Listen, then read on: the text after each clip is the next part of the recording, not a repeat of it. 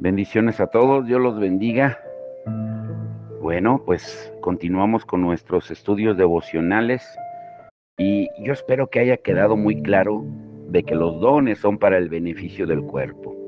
Pero hay algo que debemos de entender, que los dones son importantes, pero el amor es aún más importante, porque el amor permanece para siempre. ¿Qué quiere decir esto?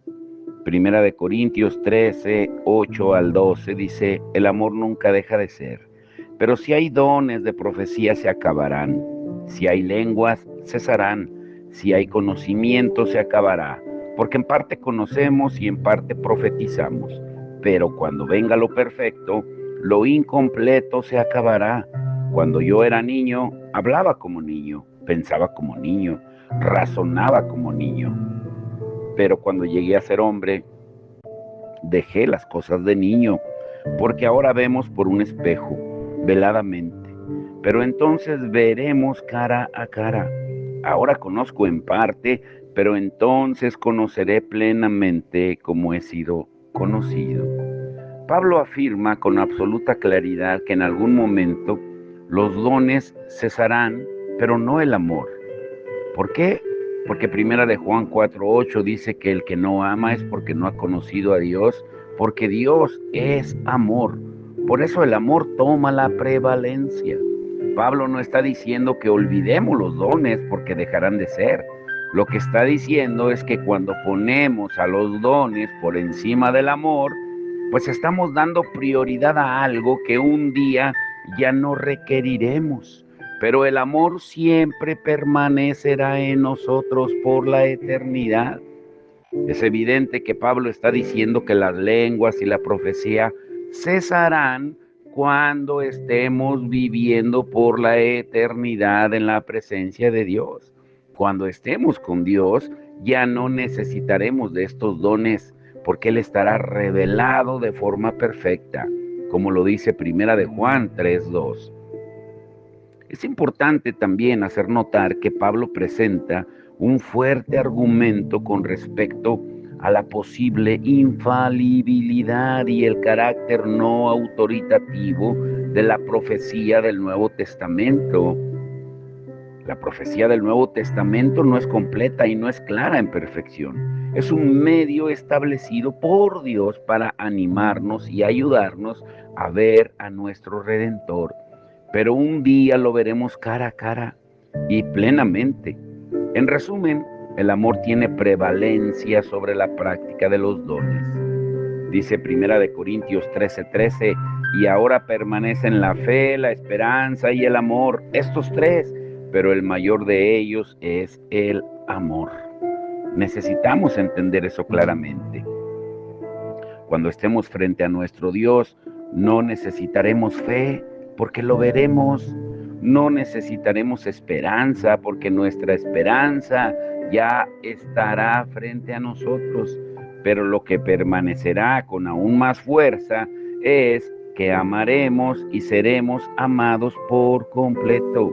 Ese día amaremos porque nos conoceremos tal como hemos sido conocidos. Dios nos conoció desde la fundación del mundo y por ende nos amó primero y por eso amamos. Aquí esta demostración de la preeminencia del amor, porque en el cielo lo que haremos es amar y ser amados por nuestro Salvador. Quizás ahora podamos entender por qué causa tristeza ver a cesacionistas y continuistas invertir tantas energías batallando este tema de una forma que no es edificante. A veces cuando leemos en las redes sociales o vemos en las redes sociales lo que escriben algunos de nuestros hermanos, llega a causar una profunda vergüenza. Y aunque pueden ser muy ortodoxos, el problema radica en que no reflejan amor. Un día miraremos hacia atrás y las batallas por este tema quedarán en el pasado, porque tanto carismáticos como cesacionistas estaremos experimentando el profundo amor de Dios. Algunas de las lágrimas que Dios enjugará ese día será al mirar atrás y ver cómo desperdiciamos fuerzas en luchas que no reflejaron amor. Y la más grande evidencia de que los cielos han invadido la tierra, que el Espíritu Santo ha sido derramado en nosotros, que somos ciudadanos del reino por venir, es el amor cristiano. Por eso Jesús dijo en Juan 13:35, un mandamiento nuevo, mandamiento, escuchen bien, les doy, que se amen los unos a los otros, para que el mundo vea que son mis discípulos. Si somos estrictamente bíblicos, aquí Jesús no está hablando del amor como un sentimiento, como una decisión, sino como un mandamiento. Por eso amemos, no seamos ignorantes y aprendamos del tema. Debatamos, sí, pero que por sobre todas las cosas sea evidente el amor entre nosotros, porque el amor nunca cesará. Que todos seamos continuistas del amor de Cristo en nuestras vidas y que lo reflejemos a otros. Eso edifica. Y para eso fueron diseñados los dones. Juan dice, en Juan 13:34 y 35, Jesucristo, mejor dicho, dijo, un mandamiento nuevo os doy, les vuelvo a repetir, que os améis los unos a los otros como yo os he amado. Así también os améis los unos a los otros. Y en esto conocerán todos que sois mis discípulos, si os tenéis amor los unos a los otros. Ahora, ¿cuál es el título de hoy? Escúchalo bien. No apagues el espíritu, la columna de fuego. ¿Qué quiere decir? Ya hemos estudiado en otros estudios lo que significa apagar, lo que significa contristar, pero ahora vamos a entrar más detalladamente en esto. En la televisión hay programas donde hay personas que son enviadas a sobrevivir en lugares remotos y una de sus primeras tareas es prender un fuego. Su sobrevivencia depende de poder hacer fuego y de mantenerlo sin que se apague. El fuego da calor, permite purificar agua, cocinar y hasta provee una señal luminosa para poder ser rescatados. Y no hay duda de que alguien tiene que estar constantemente velando porque el fuego se mantenga encendido, ya sea buscando leña, cuidando que el viento no lo apague y también tomando turnos de noche para asegurarse de que no se extinga. De la misma forma, los creyentes debemos buscar diligentemente que el fuego del Espíritu no se apague en nuestras vidas. Nuestro bienestar espiritual depende grandemente de eso y será de beneficio para los que nos rodean. Pablo anima a la iglesia de Tesalónica con las siguientes palabras. En Primera de Tesalonicenses 5, 19 al 21. No apaguéis el espíritu, no menospreciéis las profecías, antes bien, examinadlo todo cuidadosamente, retened lo bueno. La iglesia de Tesalónica es una de las más interesantes en el Nuevo Testamento. Pablo solamente estuvo 3 semanas con ellos y tuvo que partir. Sin embargo, de ese esfuerzo que pareciera muy escaso, nació una iglesia saludable. Y Pablo utilizó sus cartas para animarlos y valorar lo que ellos estaban haciendo. En Primera de Tesalonicenses 1:6 al 8 les dice, y vosotros vinisteis a ser imitadores de nosotros y del Señor, habiendo recibido la palabra en medio de mucha tribulación, con el gozo del Espíritu Santo, de manera que llegasteis a ser un ejemplo para todos los creyentes en Macedonia y en Acaya, porque saliendo de vosotros la palabra del Señor ha resonado no solo en Macedonia y Acaya, sino que también por todas partes vuestra fe en Dios se ha divulgado, de modo que nosotros no tenemos necesidad de hablar nada. Pablo estuvo solo 3 semanas con ellos, pero ya seguían sus pasos, su modelo de vida, y habían prosperado espiritualmente en medio de las tribulaciones. manteniendo el gozo a pesar de sus circunstancias. Esta iglesia joven llegó a ser un ejemplo para otros, ya que compartieron la palabra de Dios más allá de su localidad. Pudieron madurar por su fe en Dios y el gozo del Espíritu Santo. Era una iglesia que creía en el Evangelio y dependía del poder del Espíritu Santo. Yo diría que se trata de una iglesia bíblica modelo. Ahora, si contrastamos esta iglesia con la de Corinto, si la comparamos, podremos notar que Pablo pasó varios años con ellos y sin embargo esa iglesia tenía serios problemas, la de Corinto. Uno de los problemas evidentes era que no dependían del Espíritu y dependían más de sus propias fuerzas. Y también vemos cómo Pablo les tiene que recordar su fe en 1 Corintios capítulo 15. Lo cierto es que cuando perdemos de vista nuestra fe, olvidamos que nuestra salvación es solo obra de Dios y comenzamos a depender de nuestras obras en lugar de la obra de Dios por medio de su Espíritu Santo. La iglesia de Tesalónica, por la gracia de Dios, reflejaba su fe y era guiada por el Espíritu. Y Pablo la anima a no descuidarla. Y por eso les manda que no apaguen el fuego del Espíritu. Es muy probable que ellos aprendieron de lo que sucedió en Pentecostés cuando llamas de fuego se posaron sobre los presentes. Y por eso podían entender la representación del fuego con el Espíritu. Pero también todo buen creyente de ese tiempo que escuchaba de las llamas de fuego, no solo pensaba en Pentecostés, sino que de seguro también le traía a la memoria el éxodo en el desierto, donde una columna de fuego dirigía al pueblo de Israel. Pero más que dirección, la columna de fuego representaba la presencia de Dios mismo en medio de su pueblo durante su peregrinaje hacia la tierra prometida.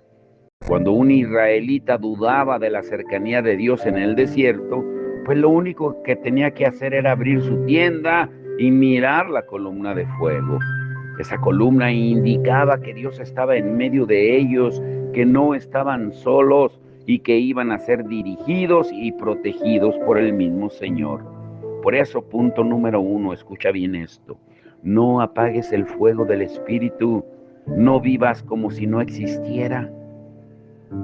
La manifestación de la presencia de Dios en el Nuevo Testamento no es una columna de fuego, sino el fuego de la presencia del Espíritu Santo que permanece con nosotros y nos dirige. Por eso no debemos apagarlo. La forma más fácil de apagar al Espíritu en nuestras vidas es viviendo como si no existiera, sin depender de Él, sin buscar su presencia. Un predicador puede dar una lección sobre verdad bíblica en sus fuerzas y su sabiduría, pero un predicador que mantiene el fuego del Espíritu encendido va a rogar que su presencia lo acompañe, que ilumine a los oyentes, que traiga convicción de pecado y edificación. Debemos convencernos de que necesitamos con desesperación y urgencia del fuego del Espíritu en nuestras vidas. Muchos hablan de fuego en términos de una apariencia mística o como un calor, pero yo no me refiero a eso, me estoy refiriendo a la presencia de Dios que nos guía en nuestro peregrinaje a la tierra prometida. Los creyentes olvidamos al Espíritu Santo. Lo que deseo enfatizar es que Pablo le dice a estas diferentes iglesias con diferentes problemas y circunstancias que le den prioridad a la vida en el Espíritu. Tenemos que ser deliberados en cultivar nuestra dependencia y búsqueda de la guía del Espíritu Santo. Tenemos que creer que Él es la columna del fuego del Nuevo Testamento que nos dirige en la voluntad de Dios, que es la presencia de Dios y nos mantiene unidos al pueblo de Dios. Y es evidente que Dios dio los dones para que mostraran la presencia de Dios en medio de su iglesia, Por ejemplo, uno de los roles del don de profecía es demostrar que Dios está en medio nuestro, que la columna de fuego del desierto todavía está en medio de su pueblo. Dice Primera de Corintios 14, 24 al 25, pero si todos profetizan y entra un incrédulo o uno sin ese don, por todo será convencido, por todo será juzgado. Los secretos de su corazón quedarán al descubierto y él se postrará y adorará a Dios, declarando que en verdad Dios está entre vosotros. Pablo le dice a la iglesia de Tesalónica que es madura y con una fe sólida, que no menosprecie la profecía. Ahora, quisiéramos recalcar lo que ya hemos estudiado antes. Aquí se trata de una clara evidencia del aspecto no autoritario o autoritario de la profecía en el Nuevo Testamento. Si la profecía en el Nuevo Testamento fuera autoritativa, entonces una iglesia madura como la de Tesalónica no tendría problemas en respetar esas palabras sin mayor cuestionamiento. Sin embargo, lo que tal vez pasaba con esta iglesia madura es que quizás ese supuesto menosprecio a la profecía se podía deber a que en ocasiones no era clara, que algunas veces la calificaron como equivocada después de ser evaluada. Y se puede entender la tentación de esos creyentes maduros de decir que no necesitan ese don. Y Pablo les exhorta: no hagan eso, dependan de este don del Espíritu. Dios se los ha dado con un propósito. Mantengan vivo el fuego del Espíritu, que la columna de fuego esté con ustedes. Esto es parte de lo que Pablo dice en 1 Corintios 14, al señalar que la profecía afirma la presencia de Dios en medio de su pueblo. Este don afirma la columna de fuego en medio de ellos. Por eso, no apaguemos el fuego del Espíritu. Examinemos todo cuidadosamente, punto número 2. Y veamos cómo en el versículo 21, Pablo entrega una enseñanza similar a la de los Corintios en su carta en Primera de Tesalonicenses 5:21. Pablo les ajustó su conocimiento y práctica de los dones y los instruyó para no abusar de ellos y ejercerlos correctamente con los tesalonicenses. Y es también instructivo, pero el problema de ellos era diferente. Ellos no abusaban de los dones, sino que los creyentes maduros simplemente los habían abandonado. Y el apóstol no les escribió: está bien, no necesitan de este don porque ustedes son maduros, ustedes pueden depender solamente de su lectura bíblica. No, él los anima a no abandonarlos, sino a practicarlos de manera correcta.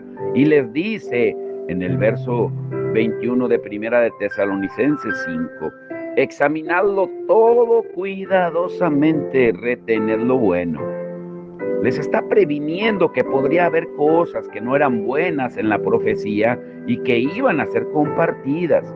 Podríamos especular sobre qué podrían ser esas cosas, pero ya todo continuista responsable sabe que ha escuchado cosas que no son palabras para retener. Sin embargo, Pablo nos dice que no nos desanimemos ni nos rindamos en buscar este don. No hacerlo sería apagar el fuego del Espíritu. La exhortación para todos nosotros es que el abuso de los dones es una manera de apagar el Espíritu, pero el dejarlos de lado también es apagar al Espíritu. Ambas posiciones muestran falta de dependencia en Dios y falta de confianza en que el Espíritu está para guiarnos y acompañarnos durante nuestro peregrinaje terrenal. Punto número 3, ese está interesante. No apaguemos el fuego del Espíritu. El amor es lo más importante. Tanto la iglesia de Corinto como la de Tesalónica necesitaba buscar ardientemente al Espíritu Santo. Ambas necesitaban que el fuego del Espíritu ardiera en sus vidas, pero estaban en dos extremos distintos. Por un lado, para los tesalonicenses, el fuego no ardía porque habían desechado la profecía. Y por eso Pablo les dice que no lo dejen apagar. Por otro lado, estaban los corintios, a los que les dice que no apaguen ese fuego, porque aunque parece estar muy prendido, su falta de amor refleja que no es el fuego del Espíritu lo que está ardiendo. Y de ahí que Pablo les diga lo siguiente, luego de enseñarles que el amor es el más importante, en 1 Corintios 14:1. Procurad alcanzar el amor, pero también desead ardientemente los dones espirituales, sobre todo que profeticéis. Les está diciendo que no corrijan demasiado hasta cometer un error al abandonar los dones como otros lo han hecho. Los llama a que busquen el amor porque es lo más importante. Ahora, Pablo no les está diciendo que el amor es más importante, que busquen la profecía, pero solo casualmente. Que si se les olvida buscarla, está bien, que no hay problema, que no se preocupen. No, Pablo les dice que busquen ardientemente los dones espirituales. Nuestra búsqueda del Espíritu no puede ser casual, algo que haríamos si nos acordamos o tenemos algún tiempo libre. Por el contrario, debe buscarse con pasión, con intencionalidad y dándole prioridad. Número 4, no apagues el fuego del Espíritu esforzándote por preservar la unidad. Esfuérzate, por preservar la unidad. Nuestra búsqueda ardiente es tener la presencia del Espíritu Santo en nuestras vidas. Y como resultado, esto implica una búsqueda de los dones espirituales. La presencia del Espíritu Santo incluye todos sus aspectos y los dones es uno de esos aspectos. Ahora, debemos ser conscientes sobre cómo podemos negar, olvidar o menospreciar esa búsqueda y así apagar el Espíritu Santo. El pasaje que habla más claro sobre esto se encuentra en la carta de Pablo a los Efesios. El capítulo 4 comienza hablando sobre la importancia de mantener la unidad del cuerpo. Y lo interesante y contundente es que Pablo describe la unidad como algo que le pertenece al Espíritu.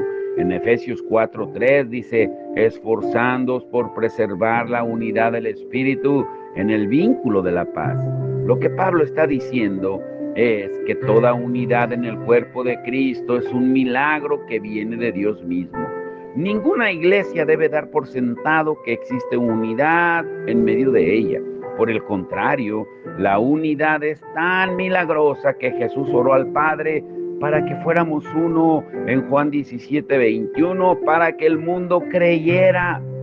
Si consideramos la unidad que tenemos en Cristo como algo milagroso que viene únicamente de Dios y que requiere nuestra ardiente comunión con Él, lucharemos por preservar esa unidad espiritual. La unidad de la iglesia es algo que se ganó pagando un alto precio.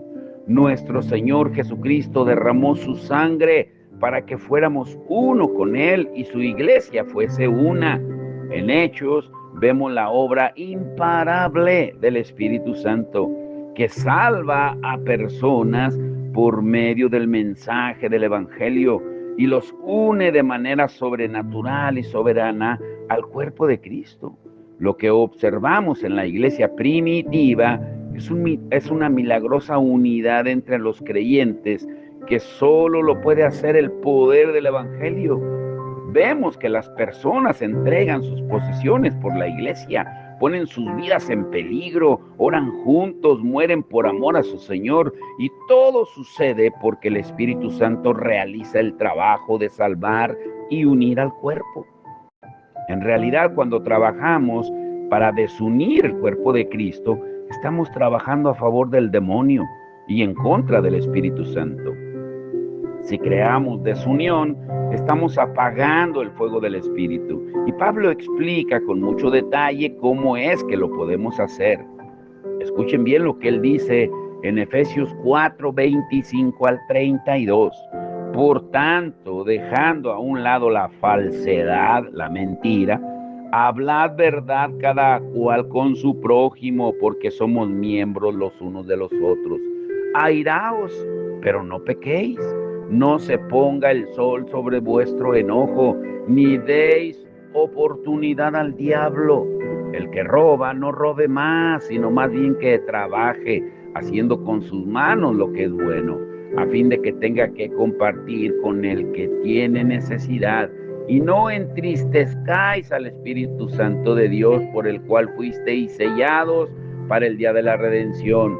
Sea quitada de vosotros toda amargura, enojo, ira, gritos, maledicencia, así como toda malicia. Sed más bien amables unos con otros, misericordiosos, perdonándoos unos a otros, así como también Dios os perdonó en Cristo. Efesios 4, 25 al 32. Cuando pecamos de una forma que rompe la unidad en el cuerpo de Cristo, como leímos en este texto, entristecemos al Espíritu Santo y le damos lugar al enemigo, a Satanás. Podríamos aplicar esta exhortación al decir que cuando usamos el don de profecía, lo debemos hacer de una forma tal que exhorte en contra del pecado que desune y promueva la unidad en el cuerpo. Es decir, que debe ser usado de una forma que exhorte y anime al cuerpo de Cristo. Para lograrlo debemos seguir los estatutos y principios establecidos en la palabra sobre cómo practicar los dones. Cuando el resultado de practicar un don espiritual es la división del cuerpo, inmediatamente podemos discernir que se trata del trabajo del enemigo y que no es de Dios, porque el Espíritu Santo obra con poder para mantener la unidad en el verdadero cuerpo de Cristo. Yo recuerdo hace tiempo a un supuesto profeta que trajo un mensaje con una agenda clara para desacreditar a un líder con el cual él tenía muchas diferencias. Y no hay que tener mucho discernimiento para ver que ese no es el uso bíblico de los dones, que deben traer unidad en lugar de separar. Pero estos abusos nunca deben llevarnos a abandonar el uso de los medios de gracia que Dios nos instruye y ordena que usemos. Ahora, escucha muy bien esto, te voy a dejar con esto, porque mañana, ay Señor, los voy a dejar con una pregunta en el aire, que yo sé que les va a impactar al igual que a mí. Pablo nos dice que no entristezcamos al Espíritu Santo y luego nos exhorta a que quitemos de en medio los pecados que traen división entre los hermanos.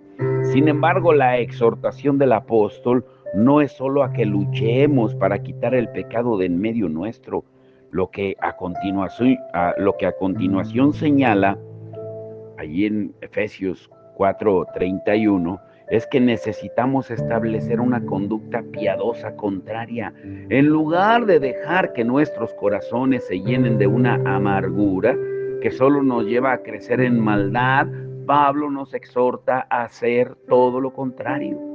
La única forma para evitar amargarnos y entregarnos a nuestro pecado es meditando en el Evangelio. Si somos tentados a pecar contra alguien, en lugar de herirlo, reconocemos el poder del Evangelio y lo perdonamos como nosotros hemos sido perdonados por Dios en Cristo. Y esto permitirá que podamos soportarnos unos a otros y también amarnos, aunque seamos cesacionistas o continuistas, porque recordamos que Cristo murió por nuestros pecados y por el poder del Espíritu que resucitó a Cristo de entre los muertos, podemos ser humildes y extender misericordia a otros. Ahora, escucha la pregunta.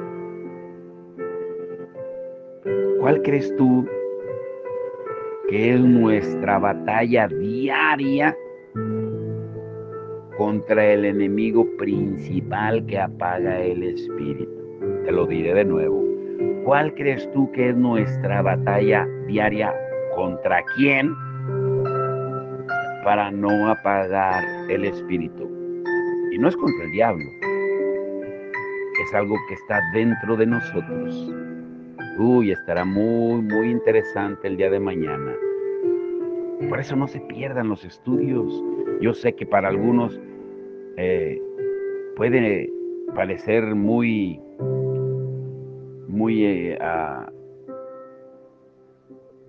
difícil de entender, por usar una palabra entendible. Necesitamos alimento sólido. La iglesia necesita alimento sólido. Por eso mañana también veremos la necesidad de parámetros bíblicos para la práctica de los dones. Es alimento sólido. Así es de que prepárate. Padre, en el nombre de Jesús te damos todo el honor y la gloria. Señor, gracias porque tú nos estás llevando, Señor, a la unidad del cuerpo. Porque como tú oraste en esa última oración en Juan 17, tú recalcaste la unidad, que fuéramos uno, así como el Padre y tú son uno, para que el mundo crea. Señor, es tiempo de unidad en tu iglesia para que el mundo incrédulo crea que somos tus discípulos y que nos amemos por sobre todas las cosas, Señor. Ayúdanos a través de tu Espíritu Santo y que no lo apaguemos como tú nos lo estás enseñando, pero que identifiquemos qué es lo que lo apaga, de qué manera lo apagamos, porque todos en algún momento de nuestra vida diaria lo apagamos, lo entristecemos. Por eso danos discernimiento, Señor, te lo rogamos en el nombre de Jesús. Amén y amén.